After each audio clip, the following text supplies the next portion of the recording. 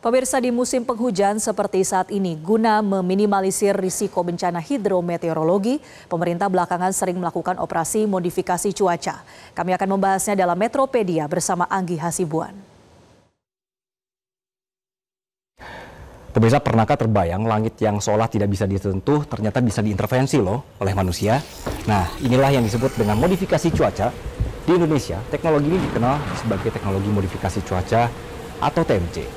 Tujuannya beragam, menambah hujan ketika musim kemarau panjang, mengurangi curah hujan saat banjir mengancam, sampai menekan kabut asap akibat kebakaran hutan. Bahkan dalam beberapa momentum penting, TMC dipakai untuk menjaga acara kenegaraan tetap berjalan tanpa diguyur hujan. Jadi, modifikasi cuaca ini bukanlah menguasai alam, melainkan memanfaatkan peluang ilmiah untuk sedikit mengarahkan proses yang sudah terjadi di atmosfer. Caranya sebenarnya sederhana kalau dijelaskan pemirsa. Yang pertama, tim cuaca memantau awan dengan radar dan juga satelit. Tidak semua awan ini sebenarnya bisa dipakai. Hanya yang cukup tebal dan punya banyak uap air. Kalau sudah dapat target, pesawat diterbangkan mendekati awannya. Dari pesawat disebarkan kemudian butiran garam halus. Kenapa garam? Karena garam ini punya sifat mudah menarik air. Jadi begitu garam masuk ke dalam awan, uap air ini langsung menempel di permukaannya. Jadi awalnya hanya butiran kecil, lalu semakin lama, semakin membesar, hingga berat dan jatuh ke bumi sebagai hujan.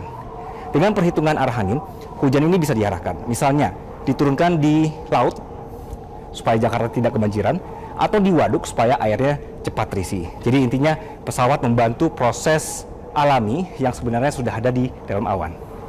Nah, mengatur hujan tentu tidak murah. Jadi pemirsa, sekali operasi penerbangan membutuhkan ratusan kilogram, bahkan beberapa ton garam, bahan bakar pesawat, dan biaya pilot dan kru. Jadi menurut BNPB, biaya operasional TMC lewat udara ini bisa mencapai sekitar 200 juta per satu kali sorti penerbangan. Jadi artinya, semakin besar skala operasi, semakin tinggi pula biaya yang harus disiapkan. Jadi pemirsa, teknologi modifikasi cuaca ini memang membuat manusia seolah bisa menurunkan hujan sesuai dengan keinginan, tapi ini bukan cara menguasai alam, melainkan hanya mengoptimalkan peluang yang ada di atmosfer. Karena pada akhirnya, alam tetap punya kuasa yang jauh lebih besar, pemirsa. Jadi yang bisa kita lakukan sebenarnya hanyalah bekerja sama dengan ilmu pengetahuan agar hujan yang turun ini membawa manfaat, bukan bencana. Sampai berjumpa di Metropedia selanjutnya. Saya Anggi Hasibuan.